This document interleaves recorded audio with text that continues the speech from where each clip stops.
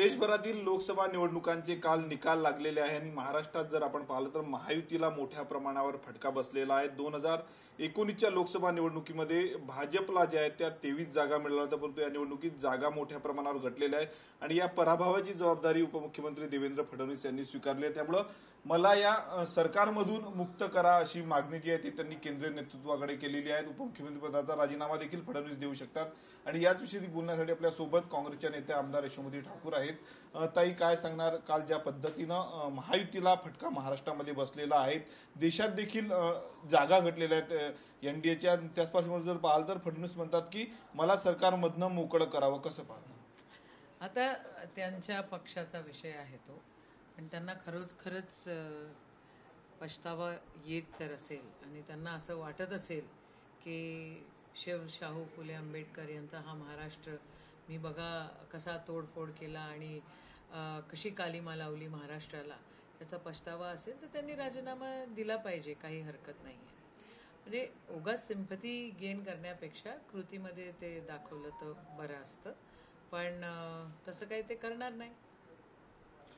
काय सांगणार, ज्या पद्धतीनं संविधान बदलणार असा प्रचार जो आहे तो महाविकास आघाडीने केलेला होता, तो असं करत असताना त्यावर आम्ही लोकांचं मतपरिवर्तन करू शकलो नाही असं देखील फडणवीस म्हणाले की चुकीचा संदेश महाविकास आघाडीने लोकांपर्यंत पोहोचला। आणि आज ते ज्या गुरमीमध्ये बोलत होते 400 पार, त्यांचे जे त्या तत्कालीन खासदार मंडळी जे होते, काही मिनिस्टर्स होते, तेच घोषणा करत होते, तेच बोलत होते सातत्यानं की आम्ही संविधान बदलणार आहे। काय करायचं होतं तुम्हाला?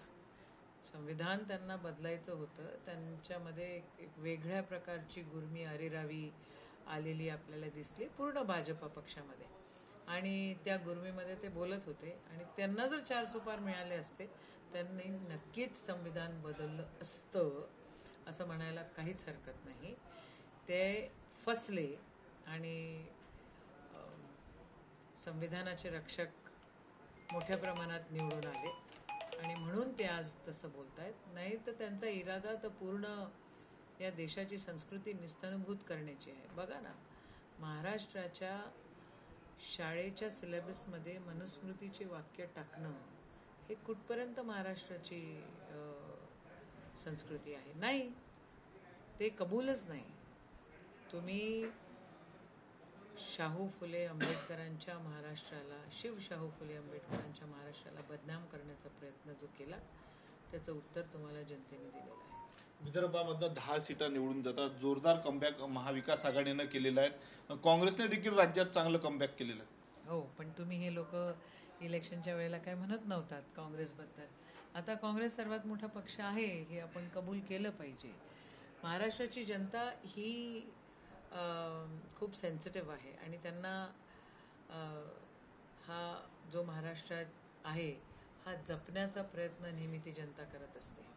पण आत्ता जे सत्ता तारी आहे की सत्तेसाठी काही पण, म्हणजे मुख्यमंत्री पदाचा मधून उपमुख्यमंत्रीपद घेणारा, मुख्यमंत्रीपद PWD मिनिस्टर बनणारे, असे सगळे लोक त्यांनी जमा केलेले, सगळ्या पक्षांना तोडफोड करायचा प्रयत्न केला। आणि मला असं वाटतं की ही जी तोडफोड आहे ही महाराष्ट्राच्या जनतेला लागली आणि म्हणून ती काय आवडलेली नाही कोणाला, आणि म्हणून ह्या सगळ्या गोष्टी इथे झाल्या। काल बळवंत वानखळेंची मिरवणूक निघाली, तुम्ही होत्या त्यामधला एक तुमचा मिमिक्री मोठी व्हायरल होते, बाण मारतो, बाण कोणाकडे ताणला? जे अन्याय करतात, जे धर्माधर्मावर भांडण करतात, जे नाटक नौटंकी करतात, जे अरेरावी करतात, जे संविधानाला तोडायचा प्रयत्न करतात, त्यांच्यावर तो बाण होता आणि तो आम्ही सोडला आहे, मारला आहे। ते मोठा विजय झालेला आहे अमरावती लोकसभा मतदारसंघात, सर्वांचं लक्ष लागलेलं होतं या ठिकाणी, कसं पहा? विजय झाला, जनशक्ती विरुद्ध धनशक्तीचा हा विजय होता। जनशक्ती ह्याच्यामध्ये निवडून आली, खूप बलाढ्य लोक आहेत, खूप पैसा त्यांच्यापाशी आहेत, अंडरवर्ल्ड, ब्लॅक मनी, सगळं काही त्यांच्याजवळ आहे। आमच्याकडे फक्त जनता आहे आणि जनतेने आम्हाला साथ दिली, याचा सार्थ अभिमान आहे। ही जी निवडणूक आहे ही अमरावतीच्या जनतेला समर्पित आहे। एक शेवटला फडणवीस असं देखील म्हणालेत की राजीनामा देऊन आता विधानसभेची तयारी करायची आहे, विधानसभा निवडणुका तोंडावर आहे। काय आता त्यांना काय करायचं हे त्यांनी स्वतःच्या मनाला विचारावं। काय होतं अमरावतीमध्ये पण नाही त्या लोकांना सपोर्ट ते करत होते, कशासाठी या सगळ्या गोष्टी करतात? म्हणजे एक अभ्यासू व्यक्तिमत्व जो आमच्यासमोर होता. आम्ही 2009 जेव्हा पहिल्यांदा निवडून गेलो त्यावेळेला वाटत होतं अरे नाही, हुशार माणूस आहे. पण जे चाणक्य नीती म्हणण्यापेक्षा जी काही नीती वापरली महाराष्ट्राला तोडण्यामध्ये आणि महाराष्ट्राची संस्कृतीला डाग लावण्यामध्ये, ती त्यांच्याकडनं अपेक्षित नव्हती. आणि जे अपेक्षित नव्हतं ते करत गेलेत. तर आता काय करावं ते त्यांनी विचार करावा.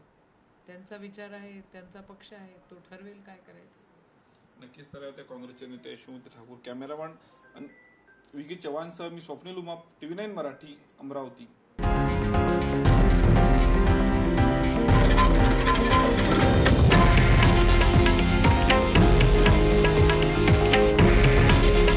हे आहे देशातील नंबर 1 न्यूज नेटवर्क आणि आपण पाहत आहात TV9 मराठी. काळजी तुमची, हित महाराष्ट्राचं.